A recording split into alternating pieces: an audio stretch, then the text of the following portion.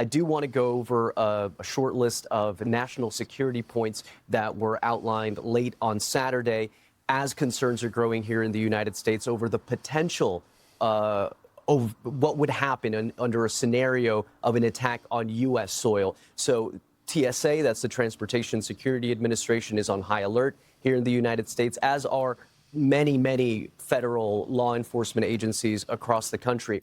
Flights to and from the Middle East region have been canceled. The Department of Homeland Security issued a notice saying that retaliation by Iranian proxies are, quote, almost certain. This has led to embassies across the region being put on high alert. The FBI director, Kash Patel, says that the FBI's counterterrorism unit has been put on high alert. This is quite an extensive list, but it goes to show how concerns are growing here in the United States, specifically over the fact that there is still debate taking place over funding for the Department of Homeland Security. So many people expressing their concerns, expressing their doubts over whether or not the United States would be prepared under a scenario where an attack could take place on the U.S. homeland. So okay. Maggie, tell us more about So this, now that they've created the pretext, this is the perfect scenario. This is the absolute perfect scenario for them to pull off some type of false flag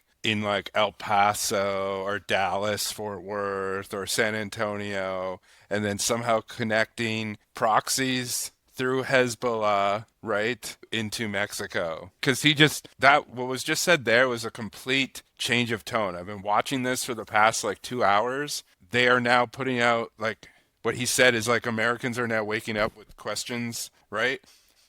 They were given a line, like he's been now giving a line as far as like what line to give. I would not be shocked. I would not be shocked if in the next 7 to 14 days to 21 days that there is some type of major attack in some type of false flag. And that, hey, call it conspiracy, call it whatever. It's the reality of the situation. Like this narrative absolutely just writes itself. This is something that the Trump administration is going to be facing a lot of pressure, not only from Democratic lawmakers on Capitol Hill, but even from his own base, the so-called Make America Great Again movement, that many of whom feel betrayed by a president who campaigned in both of his lead-ups to both of his administrations on a platform of not dragging the United States into quagmire wars like in the past with examples like Iraq and Afghanistan. So President Trump is going to have to sell this once again to not only to Congress, but to the American people and convince the American people and his own base that a potentially prolonged, a potentially sustained conflict will ultimately be in the best interest or serve U.S. interests in the long run. And that's something that is a big gamble. It's a massive political risk. And the critics here, specifically Democratic lawmakers, are saying that on the other side of this is the potential for the United States to be dragged into a deeper conflict. There's a lot of questions that remain unanswered here, Riley. Americans went to bed on Saturday night with those questions still on their minds. Why exactly is the United States attacking Iran? How exactly does this make the American people here in the United States and abroad any safer? We do know that President Trump wants to make short work of this military operation. He is not looking for a prolonged, sustained conflict here. If anything, he probably would like to go ahead and run his victory lap right now following the confirmation of the death of Iran's supreme leader, similar to the operation that led to the ouster of Venezuelan President Nicolas Maduro just last year. But Iran is not Venezuela, and the spillover of this conflict is already starting to worry people within President Trump's own MAGA base, the Make America Great Again movement. Domestically, not only is President Trump going to have to answer questions over how long this is going to take, whether or not the objectives of this military operation have met, but at a time when Americans here domestically are struggling financially to pay their bills as costs continue to rise, how much is this going to cost? When we look at the deployment of the USS Gerald R. Ford, for example, it's been deployed for somewhere around 250 days, nearing a record deployment for a U.S. aircraft carrier. I don't have the numbers in front of me. I don't know if anybody does, but I believe that the operational costs of an aircraft carrier per day run in the millions of dollars. There was an estimate that was published by the Wall Street Journal referencing the mobilization of military forces to the Middle East region, amounting to somewhere around $650 million at the cost of taxpayers. So from a financial standpoint, not only is President Trump having to explain himself to lawmakers as to why this is a good thing for U.S. interests, he's having to explain to his base that he hasn't betrayed them when he once promised that there would be no more foreign wars. If Iran is prepared to battle this out for a prolonged amount of time, Manuel, you touched on this a bit in your first answer, that the U.S. and the president will likely want to do the opposite. They will likely want to get this done as quickly as possible. So we know in the past that regime change operations do not necessarily happen quickly. Is the president prepared for this to be a protracted military operation? And also, is he prepared for the fact that, as he mentioned, American lives may be at stake here? You know, I wish I had a crystal ball to know whether or not President Trump himself feels prepared for this, but that is exactly the type of pressure that he's going to be facing. As you can see behind me, the sun is just starting to come out here in Washington, D.C. Come morning, President Trump is going to have to answer a lot of questions that have remained unanswered for the last 24 hours, not least of which is how exactly is this operation in Iran making Americans any safer? The more that we see the spillover into other countries, the more people here, especially within President Trump's own political base, the Make America Great Again movement, are starting to question exactly what's going on and how long this is going to take place, how long this is going to cost, and what exactly the operational objectives are of this mission. And, you know, we should point to a few of the national security concerns that have started to arise just on Saturday evening. Well, we've heard from law enforcement agencies across the country that are on high alert. The Transportation Security Administration announcing that they are on high alert, that flights to and from the Middle East have been canceled. The Department of Homeland Security putting embassies in the Middle East region on high alert. This is a long list, but these concerns are specific to whether or not the United States, given the spillover that we're already seeing in the region, could go beyond the Middle East region and lead to a scenario where the United States homeland could be attacked. So especially at a time where there's still... Yeah, I mean, I think that's a very real... It's a real situation, and not in the way, like, you know, not in the way that like it's going to be presented. Let me just start with something simple. If today or tomorrow there's some mysterious incident in a large border city, and within 12 minutes it's being blamed on Iran-backed proxies sneaking through Mexico, none of us should act surprised, right? Like that's not a prediction. That's just simple pattern recognition, because this country doesn't wait for facts. It never has. It runs on fear first, questions never. And the part that people miss is that this isn't about mass stupidity. It's just about structure, structural design. And when tensions are this high, you don't need a clean story. You just need a fast one.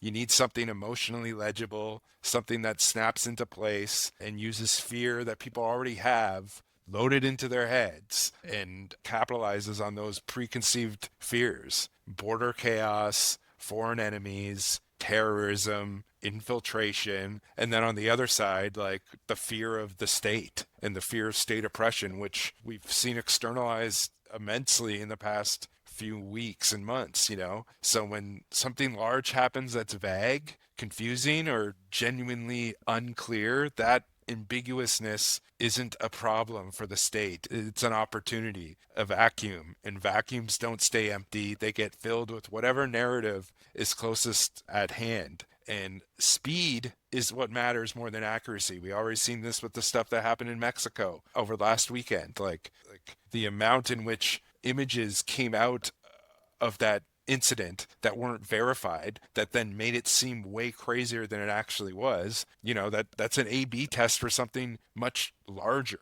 And when the vacuum is empty, it can be filled with whatever narrative is closest. And speed matters more than accuracy. And whoever speaks first is able to set the frame. And once that fear kicks in, once the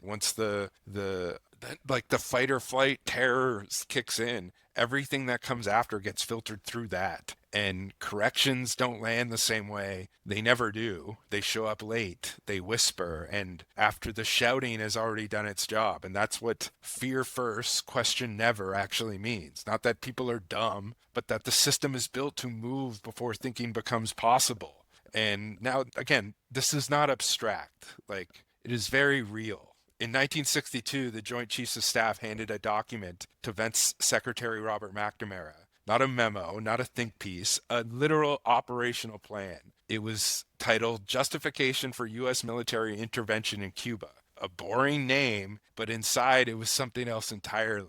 The document proposed staging terrorist attacks on American soil and blaming them on Cuba.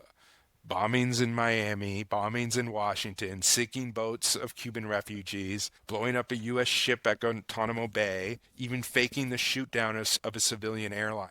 And the point wasn't chaos for chaos' sake. The point is outrage. The document literally says that casualties lists in U.S. newspapers would create a helpful wave of national indignation. And again, that's not metaphor. That's operational language. Death as communication strategy. This plan was signed by every member of the Joint Chiefs, the highest ranking officers in the U.S. military. This wasn't a rogue colonel with a notebook. This was institutional consensus. It is Operation Northwoods. The only thing that stopped it from happening was John F. Kennedy rejecting it. Lyman Lipnitzer, the chairman of the Joint Chiefs of Staff, didn't get his term renewed. And everyone pats themselves on the back and says, see, the system worked, executive privilege worked, like the president did what they're supposed to do. And what matters, like based on like what I'm saying, is that not that it was rejected, it's that it was written, it was signed and presented as a serious option. In the 60s, this was presented calmly, professionally, without anyone in the room saying, hey, this is insane.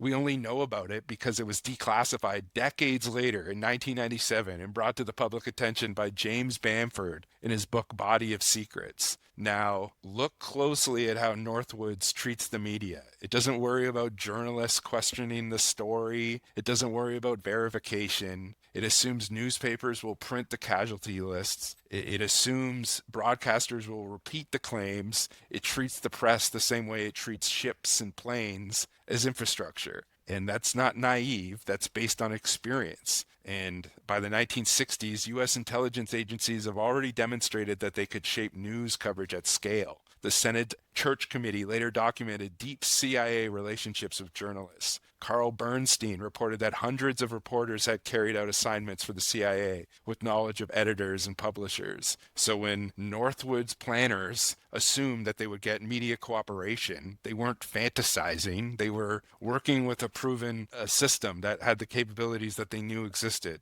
And so if you fast forward today and you see the same structure just operating far cleaner and with more extrapolation because of technology. Officials say, sources familiar with the matter say, authority flows from proximity to power, not through actual verification. Now, another part that people like to flatten is that Northwoods was not just about anti-communism. That was the moral language. The real issue was material. After the Cuban Revolution, U.S. corporations lost billions. Oil refineries owned by Texaco and Esso, United Fruits land, banks, utilities. The Bay of Pigs wasn't just ideological. It was about restoring conditions where American capital could operate again. And when that failed, Northwoods was drafted as the next way to manufacture consent to finish the job.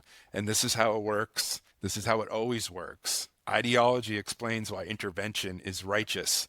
Material interests explain why it's necessary. And once you see that split, a lot of things make sense, especially why narratives are often locked in before any evidence shows up. The story isn't responsibility to reality, it's clearing space for action already decided. And that's the uncomfortable part about this, is that JFK rejecting Northwoods didn't dismantle the logic behind it, because that logic came back very fast, not just with JFK himself, but 2 years later, the Gulf of Tonkin incident proved the basis for full-scale war in Vietnam. The second attack almost certainly didn't happen the way it was described. The evidence was very ambiguous. The narrative wasn't at all, though. It was the outrage that moved like the speed of light, and the escalation that followed. The same thing that we saw with Iraq. Weapons of mass destruction asserting as fact, despite internal doubts from the very beginning. And immediately it was echoed by the media without hesitation. Corrections are literally just coming out in the last 5 years by these people after millions have been killed in a region that has never stabilized since then. A plan can be rejected without the thinking that produced it being reckoned with. And that thinking never went away. So when you hear, Iran mentioned alongside the southern border, understand that's what's happening is not about evidence. It's about narrative, utility, and multiple anxieties collapsing into one clean, emotionally efficient threat. And the villains change, but the structure doesn't. You can manufacture or exploit an incident, frame it immediately through a familiar enemy, move policy before scrutiny, let accountability trail off into the distance. And none of what I'm saying is paranoia or conspiracy. It's documented history. Operation Northwoods, look it up. It matters because it collapses the distance between suspicion of what I'm talking about to proof of what I'm talking about. And if the conditions are created for something to happen like that again, now is the moment that would happen, in as plain as it can be written. And that's what institutional power, it just shows when institutional power is willing to propose and carry out when it thinks it can manage the story. And so this isn't to say that not every single crisis is staged, but every crisis is absolutely an opportunity to be exploited. And narratives are the tools for that exploitation. Fear moves far faster than facts can. And once the frame is set, walking it back is impossible at that point, even when it falls apart, because the action has already been committed. The danger is never that someone once wrote down a bad plan. The danger is that the logic behind it is continuously normalized, professionalized, and carried forward. And again, go and look in the archive. The archive is there. These patterns are clear, and the method is still with us. Fear first, question later, maybe question never. So keep an eye out for this in the coming days because, who knows what could happen here.